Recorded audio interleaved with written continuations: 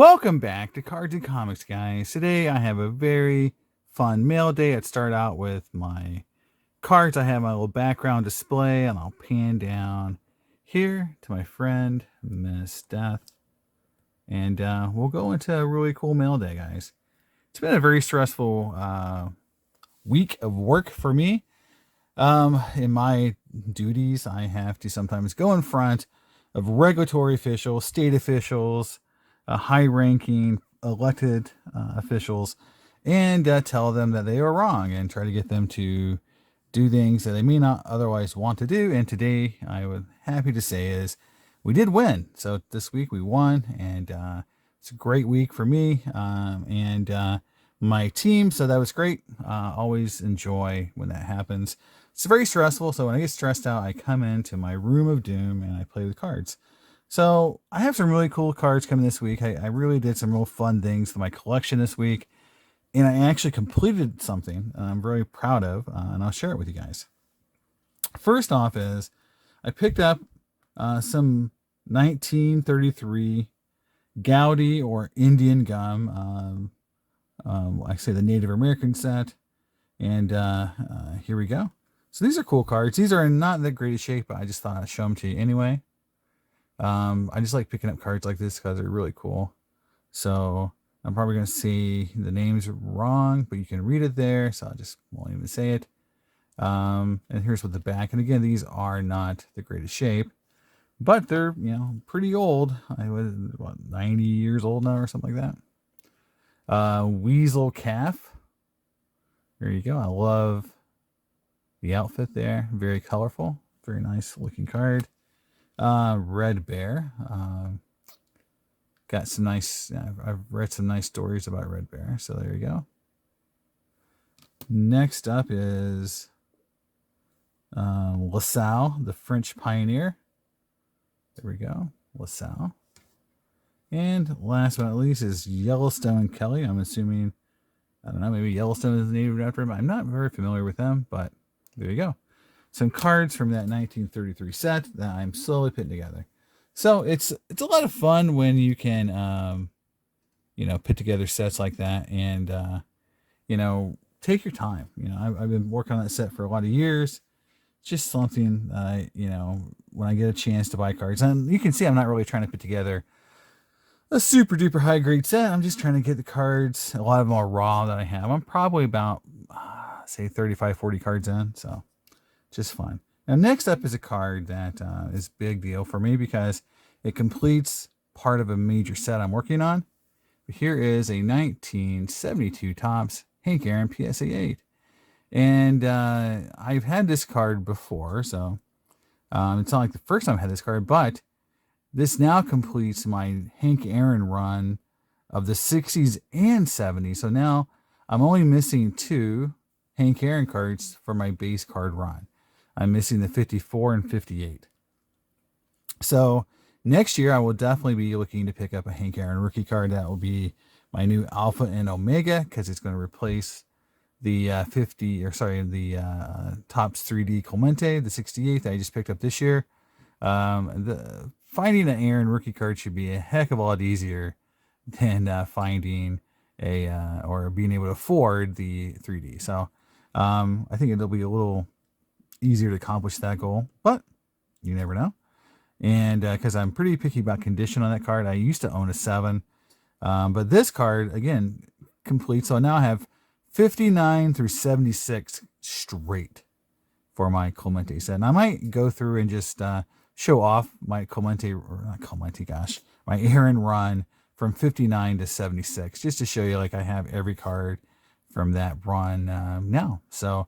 And you saw where I got the 56 and the 57, or I picked up the 56 at the National. So it's a lot of fun to pick up these cards, and I'm really close. I may complete my Aaron run next year.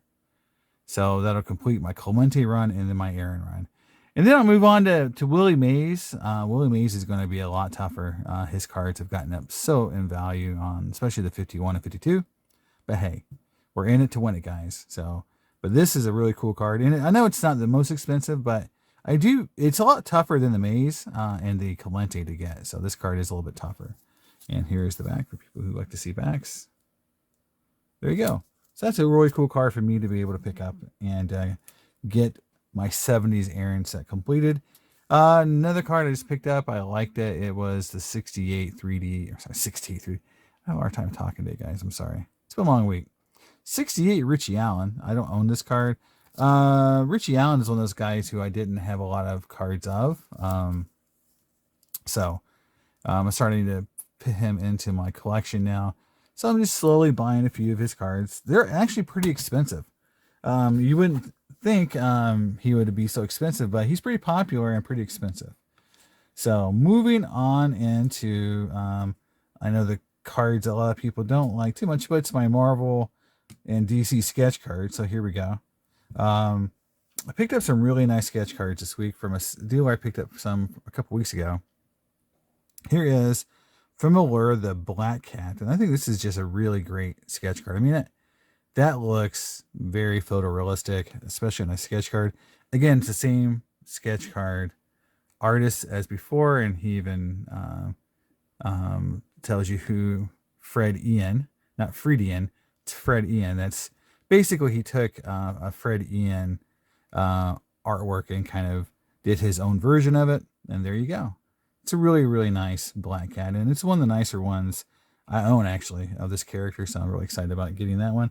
The next one is the one that's really special to me because it's the first one of these cards that I've owned of Harley and Ivy on the same card. Sina Yu, who's a really famous sketch card artist, or I think she is, did a similar art piece, and so the artist did say after Sina Yu on the back. So it's kind of a tribute, but it's a great, I love seeing Ivy and Harley on one card. And I think that's awesome. And this is, again, really before the TV show came out that they are a couple on. So it's interesting that artists were already kind of doing this. I know it was comic book authentic, but that couple really didn't get huge publicity until that show came out. So I think it's kind of cool that we do have some art from DC, because these came out, this sketch card came out in, I want to say like 2017, 2018. There hasn't been very many sketch card from DC in the last 3 or 4 years, maybe 5. So, because they really suck at modern cards. That's the one thing I really hate about DC is just how terrible they are at their card sets. In recent times, they just have gone in all on the hero cards, and I just don't have no interest in them. So Marvel is just kicking butt, and DC cards are just pretty pathetic. So, and then here's a really nice Venom sketch that I found in my collection in the wrong spot. So I've been going through my entire collection. If you were to see all the boxes I've got opened up and just sorted through, I've been just really going through my entire collection and trying to, basically take inventory and see what I've got, sort it all. And I found this card in the wrong box, so I bought it, or I got it, I opened a lot of Marvel Premiere and misplaced it. And so this card's been missing for almost 4 years. So I found it, and it's awesome that I found it. I thought maybe sold it or whatever. So great, I'm very happy to have it. And I think it's one of my nicest Venom sketches I've ever had. All right, moving on to football. Let me see some interesting cards here. First up is a card that I'm really excited about getting. I don't own any of these cards ever. Never even opened this product. It's 1997 Pinnacle certified, and this is the Mirror Blue Barry Sanders. And I like the Mirror Blue because it is the color match, which I'm not a huge believer in color match, but I do think it definitely has some nice aesthetics to it. Beautiful refractory finish. It's a BGS 9.5. There's the Mirror Blue. Subgrades is not a true 9.5 or whatever, quad 9.5. I don't know. I don't believe in that either. I just think it's a 9.5. People who want to make things more valuable because of things like that, more power to you, but I just like the card, and we all know grading's subjective, so the quad 9.5s could be a quad 9.5 or not on any given day. So to me, it's very subjective. But I love the card, and it's a really pretty card. And I've never opened this set before, and really I've never really paid much attention to this set because it was kind of around that time I was in college, so I really didn't collect much football, especially at that time. So that set went under the radar for me. This set didn't. Now this is a 97 Finest embossed refractor John Elway, and I think it's amazing. It's a beautiful card. And one thing I forgot about these cards is they are double-sided refractor with the same refractor finish on both sides, which I think is freaking awesome. I'm not sure this is ever done ever again. I'm not sure they ever did this double-sided refractor finish on both sides ever again from the set. I'm going to try to get rid of some of the glare. Sorry, guys. It's just tough. It's just tough. Well, maybe something like that. But yeah, I just love the set. And this is the emboss, so it's got the raised finish. You can see on the back, you can see the little indentions where the embossing is. I just think it's such a cool design. And they are done so well. I mean, anyone who's looked at these cards before in hand, they're pretty impressive. You know, they've done such a great job on this set. I would honestly say this is probably, and the pricing on the gold emboss reflected, probably the most aesthetically pleasing design sets probably ever made for refractors. I think it even comes close now that I've looked at it over and over the years and just see them in hand. One thing also is very interesting about the John Elway is this card is $50. And if anyone who has ever opened this product, you don't get a silver embossed in every box. You get, I think, one silver embossed refractor, I think, every other box, or maybe every 3 boxes or something like that. It's not that common to get these. So it's not like you can just open a box and get an embossed silver refractor. You got to open a couple boxes minimum to get one of these. And to get an Elway, which is one of the best players in the whole set, I think it's just cool. For $50, guys, I mean, come on. You know, a lot of packs nowadays cost $50, you know, of silly stuff like a Prism pack. That card is awesome. And last but not least, I just picked this up because it was super duper cheap. It's just a Tua Red Ice Mint 9. It's not numbered. It's just a nice looking card. And again, I just like having some cards like this. It's nice to have like $50 to $150 cards, you know, like in that range. When you go to card shows and set up and someone's looking for a nice card, but they don't want to break the bank, that is, I think, the definition of that right there. Next up is a little bit of hockey. I'll go through this real quick, but it's pretty interesting what's going on here. So first up here is a Carter Hart PMG Red. This, I think, was $10, so I picked it up. These are numbered out of 100. Very fun. Next up is a run. So I found in my old sets I was going through a partial 1990-91 O-Pee-Chee Premier set. So here's some of the better players in that set. Here's Lemieux. Mike Madonna rookie. So Carlos, there you go. I got my Mike Madonna rookie going on. I think it's a Ronix rookie card. Here's a Patrick Waugh. A Fedorov rookie card, which is really cool. A Wayne Gretzky. And then the big dog, the Jaromir Jagr rookie card right there. So they're not worth a ton of money, but I just thought it was cool that they were just sitting in my card boxes, just waiting for me to find them again after all these years. So that was a lot of fun. And then we're going to end up on modern or 90s baseball. So we'll start here with 2 cards from the Fluid Brilliant set I put together. Dmitry Young and Doug Minkiewicz. The Dmitry Young is cool because he's such a big card collector. He had the best rookie registry set for a long time and sold it for a lot of money. He was kind of a visionary in collecting high-grade rookie cards in the set registry back in the day. So, kind of cool to get his gold. Again, these are numbered out of 99. See right there. And 2 more cards for my set. So, cool to keep peeking at more of those. And I've been cost averaging less than $10 for all those cards. So, just to give you an idea of how much those golds cost.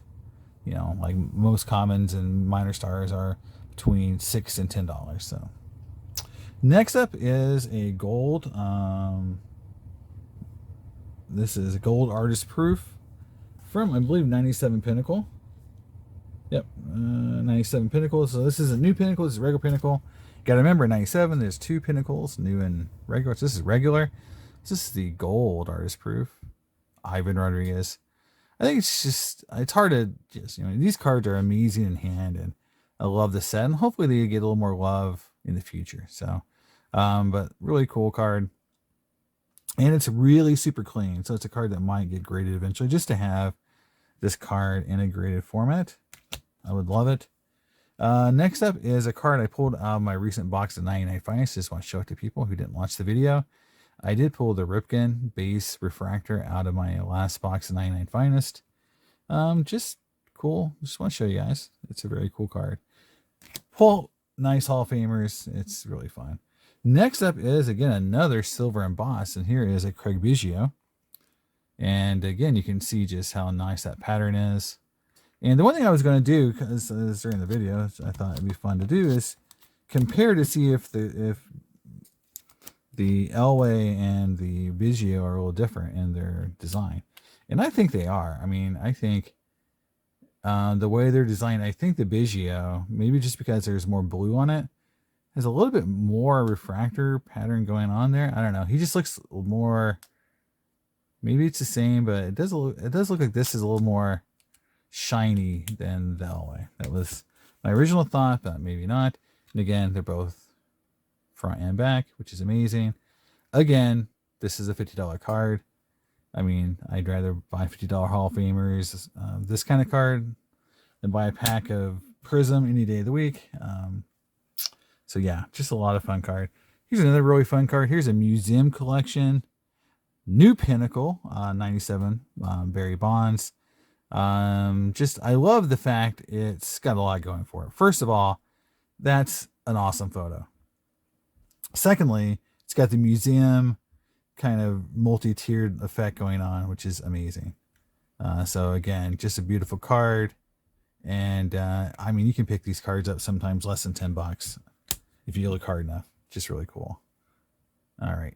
Next up, Derek Jeter Fractal Matrix. This is the base. This is the gold. A lot of fun there.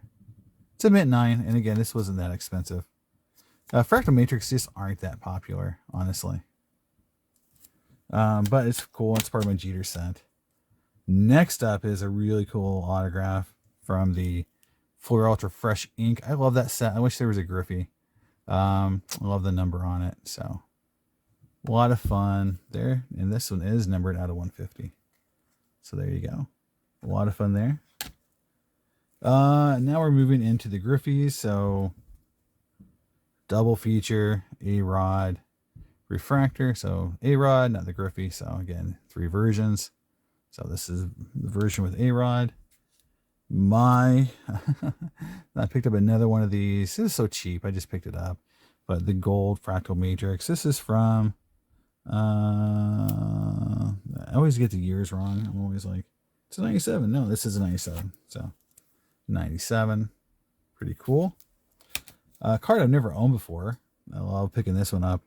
This is the blue registered gold, which the cards are either blue or red. I believe the rookies are red. I don't know. I don't know.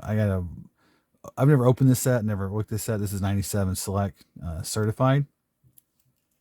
Don't know a ton about it because it's one of the sets again. And 97 was kind of like a blind spot for me. But I looked it up, and this is like 1 in 37 packs, something like that. So this is like 1 in a box and a half type insert. So you don't get them a lot, these registered golds. And then the artist proofs are even harder to get. So this is like kind of the easier to get, I guess, but they're really tough condition wise. I can see that these cards would be really tough to grade. So I think this one's in really nice shape, and so we'll see. But I like it, and I've never owned the card before, so it's another cool kind of artist proof type card. Next up, a card it's hard to believe I don't own, but this is the first time I've actually owned this card. 96 Finest Bronze Refractor Griffey. It's one of those cards that isn't overly hard to get, but they're more expensive than you think when you try to buy one. And so I always get beat on them because I'm thinking that it should be like a $60 to $100 card, and it goes for like $150. I'm like, oh, what happened? And then PSA 10s go for like crazy amount of money. So, yeah. So I finally picked one up in a lot, and it's a little off-center top to bottom. But at least I own one now, and I can mark it off on my collection while I wait to try to get probably a PSA 10. Next up is probably one of my favorite pickups of the week just because I've never seen this card or owned it. It's the 99 Finest Franchise Records Griffey, and these were pretty tough to pull. They're not numbered, so that hurts them on the value. They're double-sided refractors, which is cool, but they're pretty tough to pull, and you don't see them very often. So I grabbed this guy, and it may get graded eventually, but it's in great condition. It really is. I looked at it, I'm like, wow, this card looks super solid. And just happy I have it. And again, another refractor to check off on my box there. And then I'll save the last, get a cool card for last. This is the Naturals. This is the Dufex card. Not super rare, not super valuable. But, when cards like this go for under $10, sometimes I just pick them up. It's got a cool back. It's almost like a metallized back. Sorry for hitting the camera. It's a cool card. But there you go. And then my last card, which is a big card. You've seen it before. I had to get it again because I thought I went too cheap. 99 Top Stars and Steels Hollow Dome Gold. I had to get it, guys. It went too cheap, and I was just like, okay, now I have to. And what I'll do is I'll probably grade one and keep one in my set. My set I'm building, I'm probably going to keep raw as much as possible, and then keep my graded one in my Griffey collection, and keep the other one, whatever one I don't grade, is going to stay in my raw set.